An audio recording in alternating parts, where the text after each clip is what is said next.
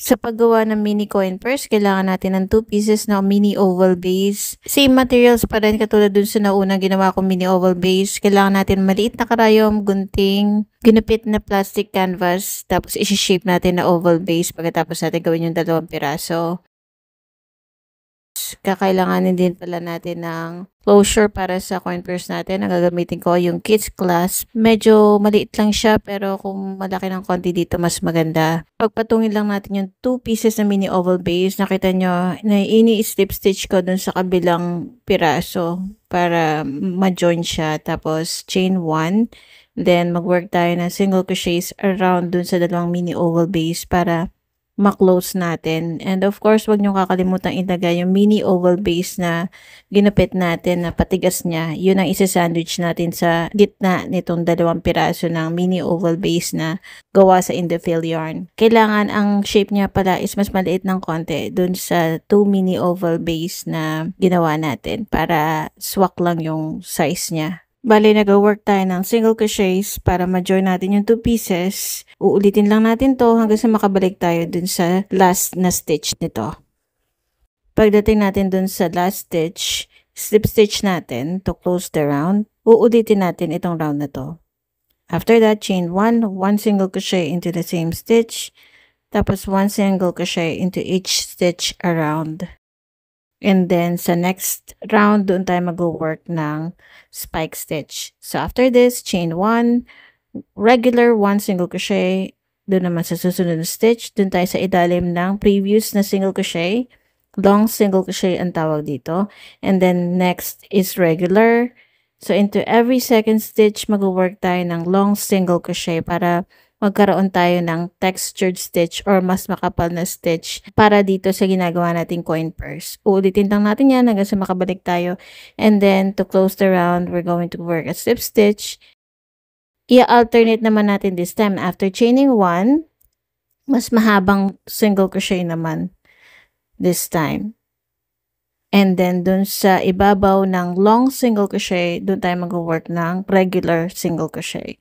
So, alternate natin itong 2 row na to para makabuo tayo ng spike stitch hanggang sa makarating tayo dun sa height na gusto natin para dito sa mini coin purse na ginagawa natin.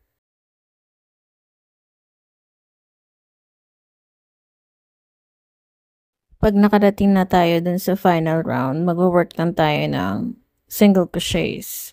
So, bali, iulitin lang natin yung round 1 natin na chain 1, 1 single crochet into the same stitch, and then uulitin natin yan hanggang sa makabalik tayo. And then after that, mag-work tayo ng slip stitch or pwede nyo sundan yung ginagawa ko. After nung last na stitch, maggugupit ako na medyo mahaba kasi tuloy tahi na yan mamaya dun sa Kiss Clasp na idudugtong natin as closure for this mini coin purse.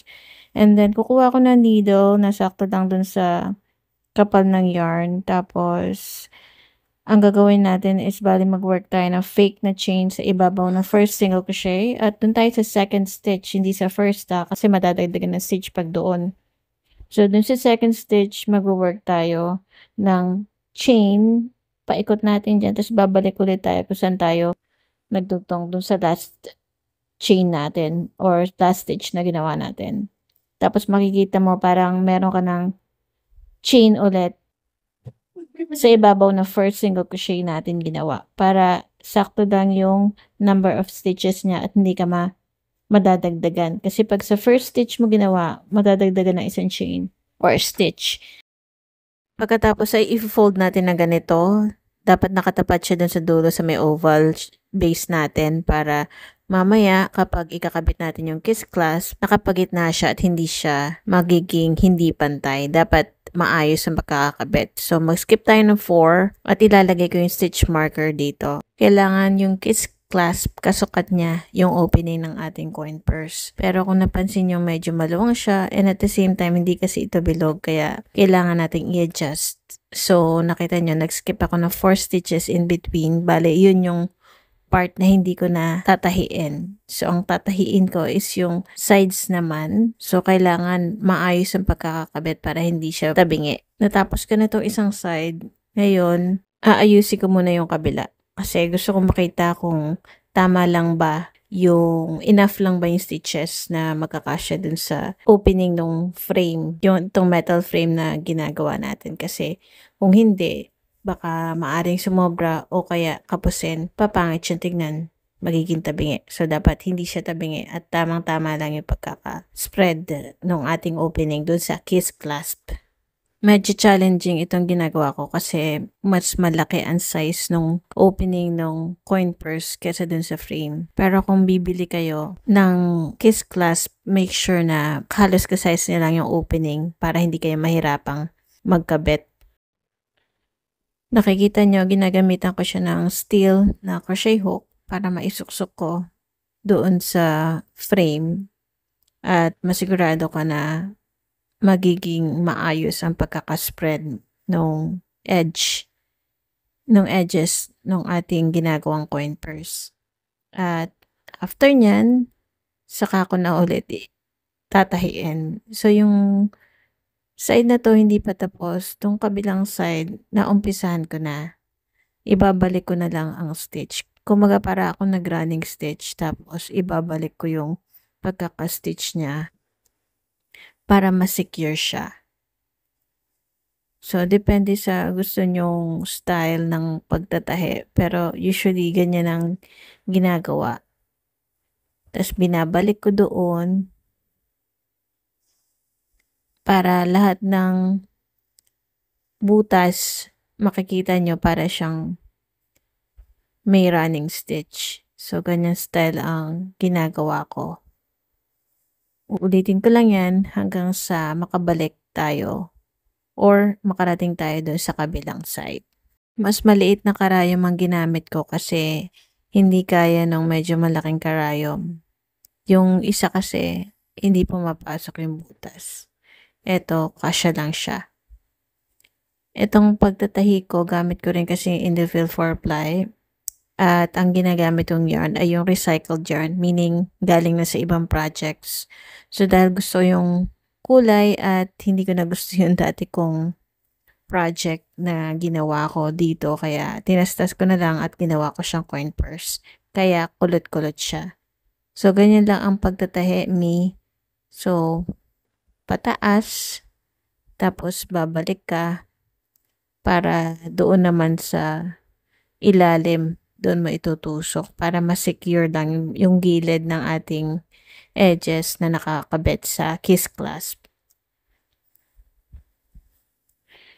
After nyan, doon sa kabilang side naman yung gagawin natin. Medyo challenging lang kasi nga makapal din tong kasinulid kasi. Hindi ko na binawasan ng strand kasi gusto ko matibay siya at mahirap kalasin kumbaga. So, ayan at nag-start na ako dito sa kabilang side. At nag-iiwan ako ng space kasi mamaya babalikan ko ulit yan. At kung saan yung walang stitch na connected, yun ang tatapusin ko. Para lahat sila may stitch bawat butas. Parang running stitches, ganon. So, ulitin lang natin yan hanggang sa makarating tayo dun sa kabilang side.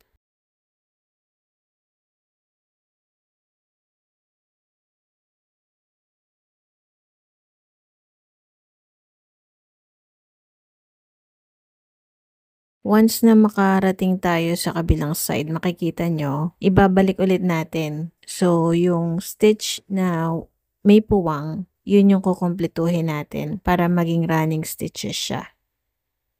So, makikita nyo, tinutusok ko kung saan doon magkukonek yung sinulid or yung yarn. So, ganyan siya, parang running stitches. Tapos, uulitin lang natin hanggang sa makabalik tayo kung saan tayo nag-start. And then, after nun, isi-secure na lang natin yung ends after that. So, nakita nyo, maraming ends. Ang ginagawa ko para ma-secure, binubuhol ko talaga siya. Para siguradong hindi siya basta-basta matatastas. And then, later on, gugupitin ko pa siya. Saka ko i-weave yung ends. By the way, itong kiss clasp frame ay may iba't ibang sizes, kaya pwede kayong pumili na mas malaki kaysa sa ginamit ko. Meron ding plastic versions na may iba't ibang colors kung gusto nyo na mas playful at lightweight na look. Perfect din itong alternative para sa mga ayaw ng zippered coin purses.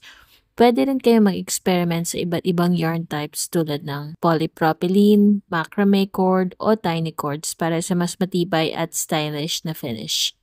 Kung gusto nyo pa ng iba't ibang crochet ideas and step-by-step tutorials, follow nyo ako for more video tutorials. And ayan, finished na ang ating crocheted coin purse with a kiss clasp frame. Simple, sturdy, at super cute gamit ang spike stitch. Perfect itong gamitin for coins, small essentials, or pambenta sa mga craft fairs. Sana na-inspire ko po kayo to try this project and explore more stitches. Keep creating, keep learning, and keep enjoying every loop. Salamat po sa panonood!